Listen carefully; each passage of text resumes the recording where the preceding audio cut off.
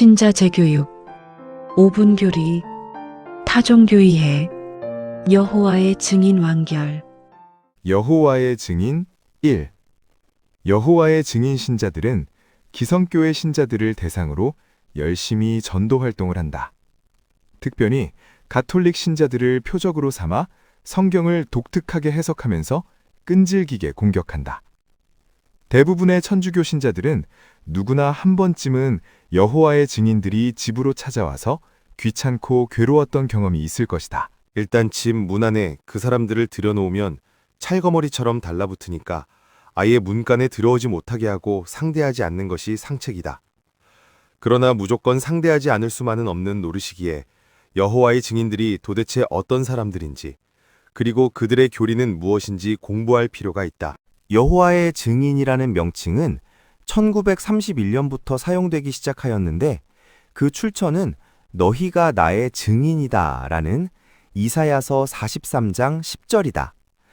여호와의 증인의 공식 명칭은 영어로 워치타워다.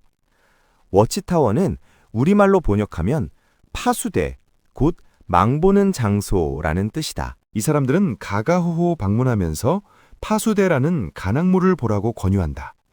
그러므로 파수대 또는 워치타워라는 단어가 들어가는 잡지나 팜플렛은 그들의 교리를 선전하는 책자리 된 것을 상식적으로 알아야 한다.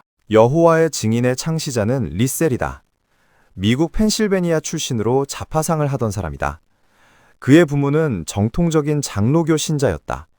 그러나 러셀은 장로교에서 가르치는 예정론과 지옥에 대한 교리에 의심을 품고 회중교회로 개종하였다. 러셀은 어렸을 때부터 지옥에 대한 공포심이 많았다. 그러나 17세에 어떤 사람을 만나 성경 토론을 하던 중 지옥이 없다는 말을 듣고 크게 안심하였다고 한다. 그 후 안식교 신자들의 영향을 받아 예수님의 재림 문제를 연구하였다.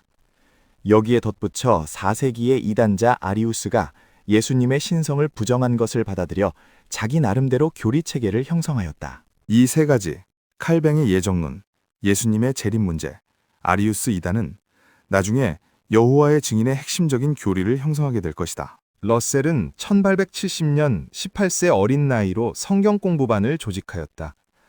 신학대학에서 정식으로 학사, 석사 과정을 마쳐도 성경 공부반을 조직하여 운영하는 것이 어려운데 제대로 신학교육도 받지 못하고 더구나 신학교 근처에도 가보지 못한 18세 소련이 성경 공부반을 조직했다는 것은 아무래도 납득이 가지 않는 일이다. 어쨌든 성경 공부반 회원들은 18세인 러셀을 목사로 추대하였다. 러셀은 이 사람들을 중심으로 미국 성경연구회를 창립했는데 이것이 여호와의 증인의 시작이다. 러셀은 요한묵시록 7장 14절에 나오는 14만 4천 명이라는 숫자가 여호와의 증인을 뜻하는 것이라고 주장하였다. 여호와의 증인 신자가 14만 4천 명이 되면 세상은 종말을 고하고 여호와의 증인 신자들만 살아남아 세상을 통치할 것이며 자기들 외의 모든 종교와 나라는 멸망할 것이라고 주장하였다. 그러던 중 1914년에 터진 제1차 세계대전을 보고 이 전쟁이야말로 요한묵시록 16장 16절에 언급된 하르마겟돈 혹은 아마겟돈 전쟁이라고 주장하였다. 하르마겟돈 전쟁은 천사가 쏟아부은 6째 재앙으로서 묵시록에 따르면 세상에서 일어날 마지막 전쟁이다. 러셀은 세상은 1914년으로 끝난다. 그때까지 여호와의 증인 신자가 14만 4천 명에 이르게 되면 세속정부와 모든 교회는 불과 유황 속에 던져지고 우리 여호와의 증인들이 세상을 통치하게 된다고 말하였다. 그러나 이 예언은 빗나갔다. 이 즈음에 두 가지 사건이 터졌다. 그것은 기적의 밀 사건과 법정 고소 사건이었다. 러셀은 자기가 축복한 밀은 다른 종자보다 5배나 수확을 많이 거둔다고 선전하여 비싸게 팔았다. 러셀은 자신의 이런 사기 행각을 보도한 신문사를 상대로 재판을 벌였으나 파소하였다. 또 한 가지 사건은 러셀을 비난하는 글을 쓴 침례교 목사를 상대로 고소한 사건이다. 이 재판 과정에서 러셀은 성경 그리스어를 모른다는 것이 백일하에 드러나고 말았다. 사실 그동안 러셀은 탁월한 그리스어 학자 행세를 하였다. 그리고 18살부터 목사 행세를 했는데 목사 안수를 받은 사실이 전혀 없다는 것도 드러났다. 1914년 세상 종말 예언이 빗나가고 또 그 후 일련의 사건들 때문에 많은 신자들이 교단을 이탈하였고 기성교회에서 비난 여론이 들끓었다. 그러던 중 1916년 전도 활동을 마치고 뉴욕으로 가던 기차 안에서 사망하였다. 1916년 러셀이 죽은 후 루터퍼드가 교단을 계승하였다. 러터포드는 14만 4천 명에 관계된 러셀의 주장을 수정함으로써 교단의 위기를 극복하려고 노력하였다. 그러나 러터포드의 종말 예언 역시 실패하였다. 말세를 1925년으로 주장했으나 불발로 끝나자 다시 1975년 10월 1일이라고 수정하였다. 러터포드가 1942년 사망하자 후임으로 노어가 교단을 이어받았다. 노어의 노력 덕분에 여호와의 증인이 체계를 갖추고 큰 교단으로 성장하였고 새 세계 번역성경이라는 독자적인 번역성경을 출간하였다. 자기들 교리에 맞추다 보니 잘못된 번역이 한두 군데가 아니다. 그러나 여호와의 증인 사람들은 이 성경만을 참 성경으로 인정하고 다른 성경 번역본은 무시한다. 여호와의 증인이 한국에 들어온 것은 1912년 홀리스터 선교사 부부가 입국하면서부터다. 세상의 모든 정식 권력을 사탄의 권력으로 규정하는 교리 때문에 여호와의 증인에서 출판된 간행물들은 1933년 조선총독부가 압수하여 소각하였다. 또한 신사참배를 거부하였기 때문에 전원 체포되어 감옥으로 갔는데 그 중에는 옥중에서 사망한 사람들도 여럿 있었다. 해방 후에 교단을 정비하고 선교에 힘쓴 결과 1970년대에 이르러 신자 수가 10,000명이 되었다. 그들은 루터퍼드의 말에 따라 1975년 10월 1일에 세상 종말이 올 것이다 라고 예언하였다.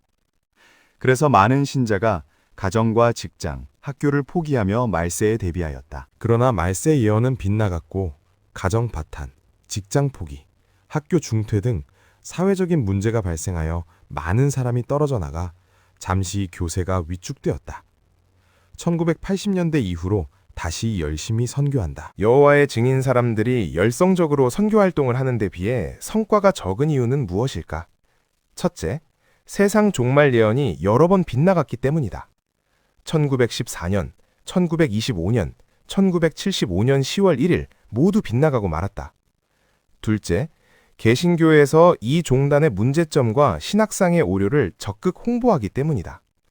셋째, 피해를 본 신자들이 탈퇴하여 교단의 비리를 폭로하는 일이 많기 때문이다. 넷째, 교리에 의심을 품거나 지시를 따르지 않는 신자들을 가차없이 쫓아내기 때문이다. 실제로 1980년대에 여호와의 증인에서 쫓겨난 사람들이 전 세계적으로 200만 명을 넘는다.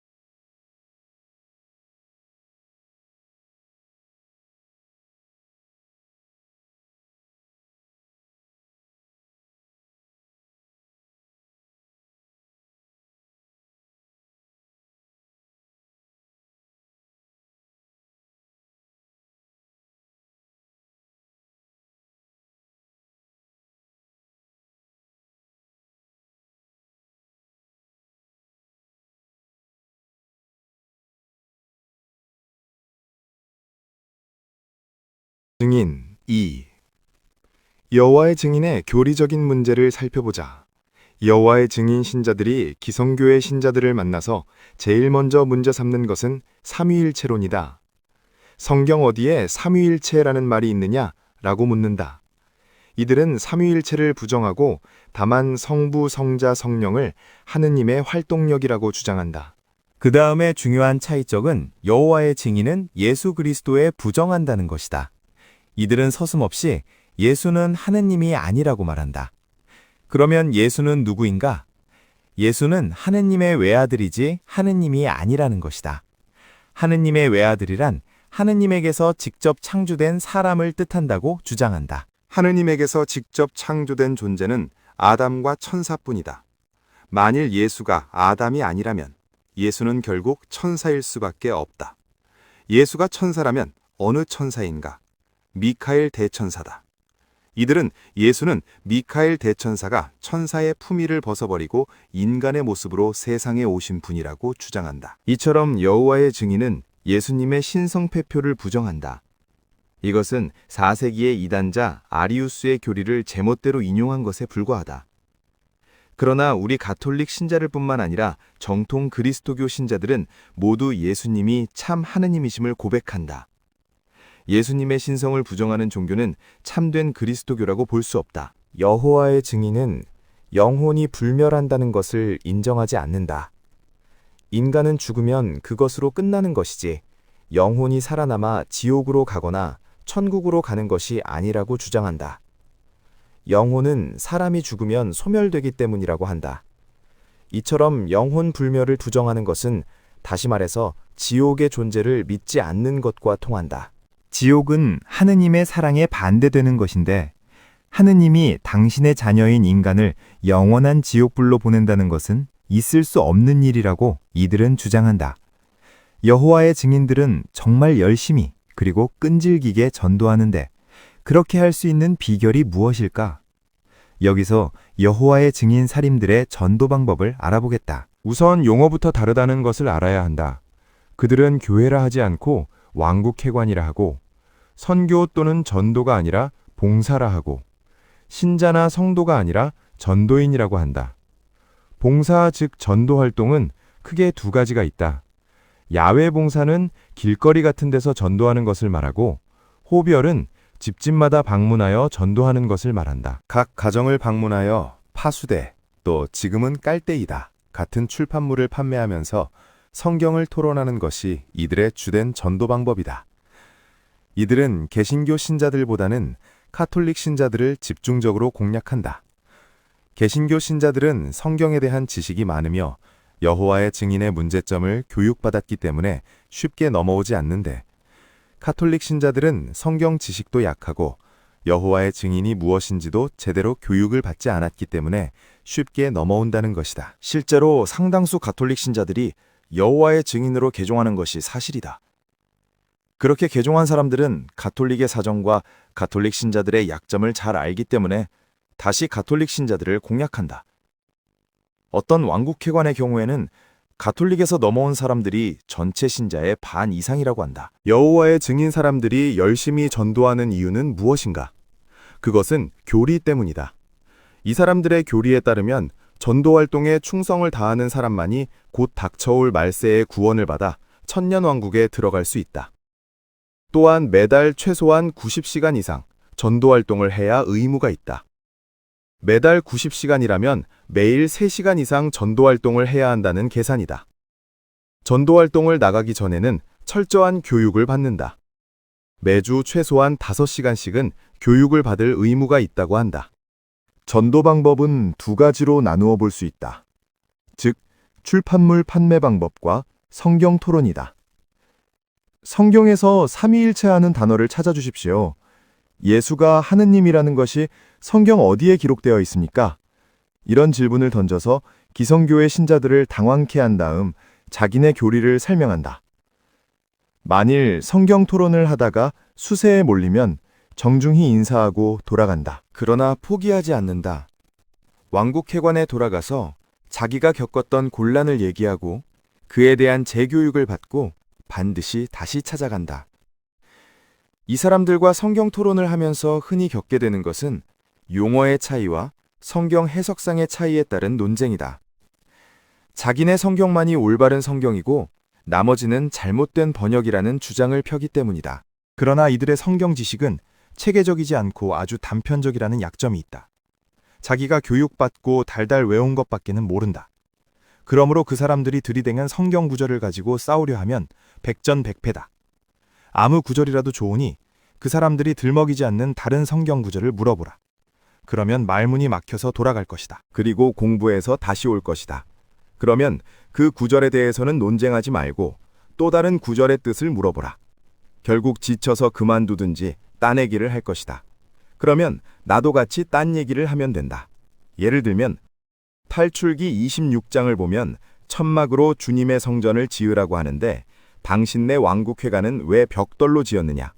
신명기 25장 5절에 보면 형님이 아들 없이 죽으면 그 동생이 형수를 아내로 삼으라고 되어 있는데 당신네들도 그렇게 하느냐? 당신네 교파의 창시자 러셀이 1916년 기차 안에서 죽었는데 사람이 기차 안에서 죽어야 한다는 구절을 성경에서 찾아달라. 이런 엉뚱한 질문이 효과를 볼 수도 있다. 그래서 이들 역시 사이비 종교다. 구독, 좋아요 눌러주세요. 감사합니다.